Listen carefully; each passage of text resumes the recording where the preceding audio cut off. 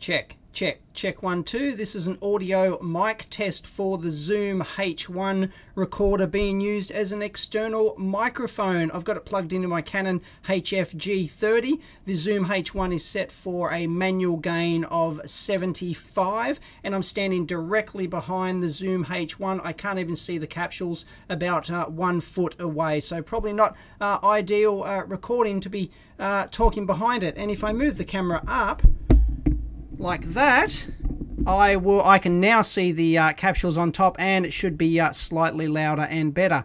The only problem with the Zoom H1 is going to be imaging. I'm now standing directly behind it, but now I'll move to the right hand side. I've moved 1 foot away from the mics, and I'm now on the right hand side of it, so you should hear me on the right.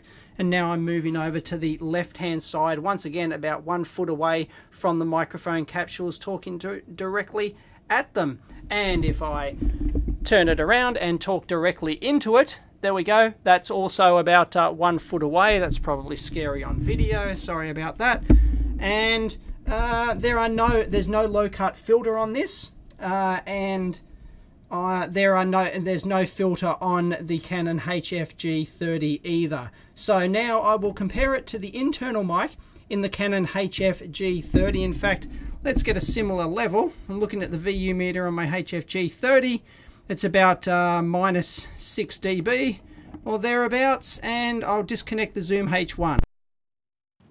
And we are now using at about the same audio level, I think, according to the VU meter on the HF G30. We're now using the internal mic in the HF G30, and there is no filter, there's no wind filter, there's no low cut filter or any filter applied to the HF G30, and it is in mono mode. So I'm standing directly behind the camera now, and now you should get no imaging whatsoever. I'm standing on the right hand side exactly where it was before. I'm now moving over to the left, and if I look directly into the camera like this, I can't see the mics because the mics are on top on the Canon HF G30, which is great for over the camera work like this, but not so good when you're talking in front. So that's a comparison. For the Canon HF G30, I will now plug the Zoom H1 back in. Okay, we're now talking on the Zoom H1. Check 1 2, so it'll be interesting to hear the comparison difference. Both of them, I can't see any residual noise when I stop talking on the VU meter, so background noise should be comparable between the two.